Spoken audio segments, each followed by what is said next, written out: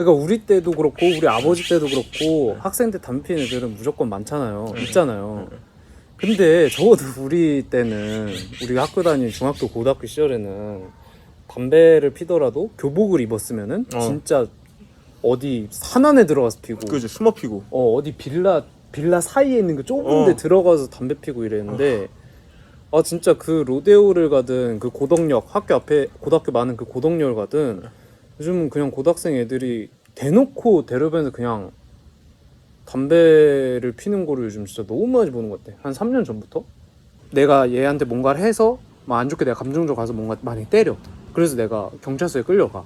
그럼 내가 벌금을 내든 합의를 하든 그치. 아니면 뭐 감옥에 가든 하는 그런 나한테 마이너스가 되기 때문에 그지 못하는 거고, 동시에 내가 길거리에서 뭔가 쓰레기를 버리고 지하철역에서 담배를 안 피는 거는 결국에 벌금이라는 거를 내기 때문에 아이씨 손해니까 내가 안 하는 건데, 학생이니까 봐준다라는 개념으로 인해서 이게 오히려 안 좋은 작용이 된 것 같아요. 요즘은. 그러니까 이거에 그 뭐 예를 들어서 촉법소년 뭐 특정 연령 미만의 어린 분들이 뭔가 잘못했을 때 형량을 낮춰주고 봐주고 하는 것은, 전과를 안 남기게 해주는 것은 어리기 때문에 실수할 수 있다라는 걸로 봐주는 건데, 그러니까 안 좋은 짓을 했을 때 실수라 생각하고 봐주는 건데, 이게 오히려 내가 대놓고 잘못을 해도 어차피 나라에서 봐주니까 니네가 뭘 할 수 있는데 라는 어떤 그런 당당한 말도 안 되는 태도가 나오는 것 같거든요. 그러다 보니까 이거에 대해서 점점 사회적으로 사람들이 막 촉법소년 연령대를 낮춰야 된다 이런 얘기도 나오고, 최근에 그 넷플릭스에서 참교육이라는 데서 나와가지고 어떻게 보면 사람들의 이 욕망을 그죠. 이걸 통해서 해소하는 거잖아요. 시원하게 해주는 거죠. 네, 뭐 교권보호국은 학생들을 교육하는 거에서 어떠한 뭐 수단을 쓰든 상관이 없다. 그만큼 지금 사회적으로 많은 사람들이 여기에 되게 공감하고 있는 것 같아요. 그러니까 물론 청소년들이 그렇게 하는 것 자체도 그 자체로 너무 큰 문제지만 그렇게 자란 아이들이 되는 것은 사회를 좀먹는 버러지라고 생각하거든요. 진심으로. 그러니까 사회를 좀먹는 버러지라는 건 뭐냐. 저는 술을 좋아합니다. 술을 사실 가능한 한 어디서든 먹고 싶어. 근데 지하철에서 먹지 않고 놀이터에서 마시지 않고 이러는 것은 내가 내 욕구를 먼저 행하고 내 욕구를 해소하는 것보다 그것보다 더 중요한 가치가 세상에 존재한다는 믿음이 있기 때문이거든요. 근데 뭐 촉법소년이라든지 사실 촉법소년 법이 있다고 해도 대부분의 아이들은 잘 삽니다. 대부분의 아이들은 엄마 아빠 무서워하고 그죠. 그냥 공부 열심히 해서 뭔가 성과를 얻으려고 하고, 공부가 중요한 게 아니라 롤티어 높이고 싶어 하고 로블록스에서 좋은 아이템 갖고 싶어 하고 그냥 그렇게 산단 말이야. 근데 꼭 이 법이나 어떤 계도가 필요한 아이들이 이거를 가르침을 받을 기회를 잃어버린다는 거야. 기본적으로 욕구 시스템이 망가져 있는 사람들이 있어요. 어쩔 수 없이 DNA적으로. 그럼 얘네들은 그 개들 짖으면은 전기 오르는 목줄을 차듯이 내가 욕구만 행했을 때는 이런 제재가 오는구나, 이런 걸 해줘야 돼. 근데 이런 브레이크를 없애버리니까 얘네가 나 마음껏 짖어도 되네? 내가 짖으면 니들이 어쩔 건데. 나 불독이야. 나 핏불이야. 심지어 난 치와와여도 난 무는 개야. 어이, 나 건들지 마소. 이렇게 자라버리니까 더 편안하게. 그래서 어떤 빌런들, 나만 생각하는 나 3분 뒤에 이 엘리베이터 타야 돼. 그럼 3분 동안 엘리베이터 잡아놓고 있는 게 왜 잘못된 건데? 내가 타야 된다고. 내 욕구라고. 이런 작은 부분부터. 내가 돈 벌고 싶은데 토토로 돈 벌면 왜 안 되는데? 세상은 돈이 다 아니야? 이런 괴물들이 나와버린다는 거야. 맞는 것 같아요.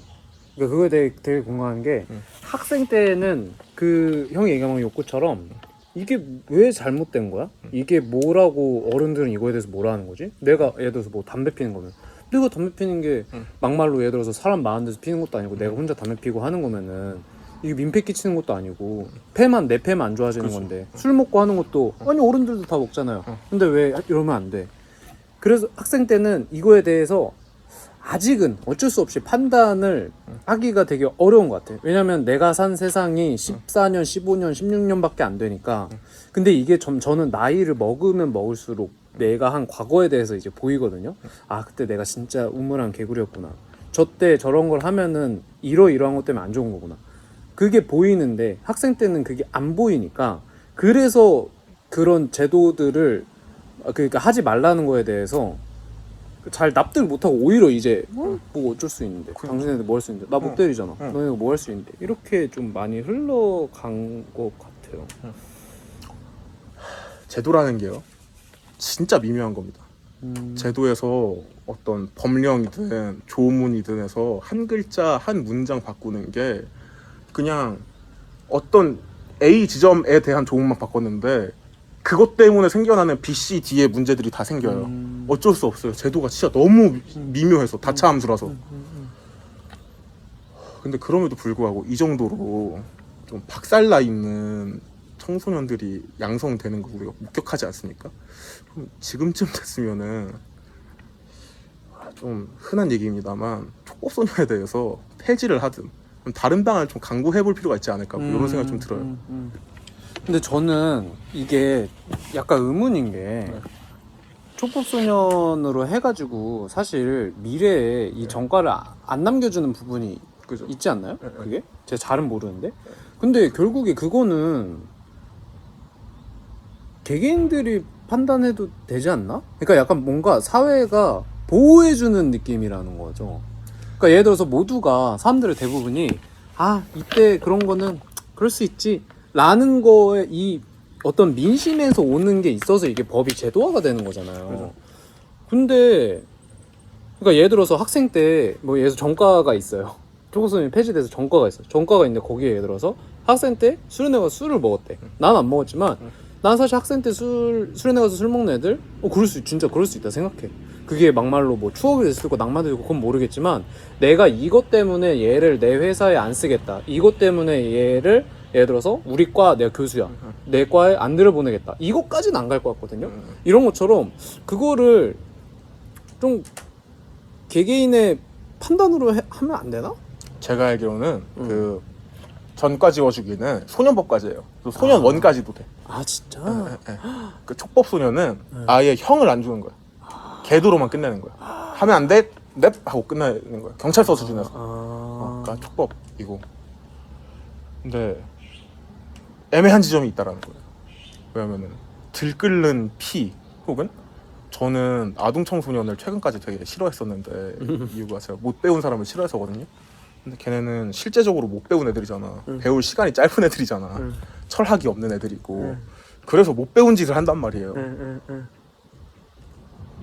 그래서 촉법 소년이나 어떤 소년원에 갔을 때는 뭐 제일 센 10호 처분을 받아도 전과로 안 남긴다 이런 부분들에 대해서는 취지는 이해할 수 있거든요. 네, 그죠. 취지는 이해할 수 있는데 이게 실제적으로 범죄를 저지르는 애들이 나온다라는 문제보다 그런 인식, 우리나라는 법상 청소년, 아동 청소년은 봐줘라는 인식이 퍼지는 것 자체가 저는 좀 문제인 것 같아요.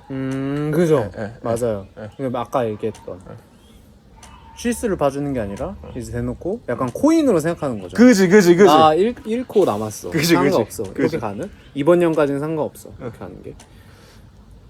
근데 저는 사실 다 이런 일이 있을 때 그러니까 학생분들 혹은 어린이에 대해서 얘기할 때 항상 하는 말이지만 이거는 지금 버러지들이 많아서 그래요. 맞아.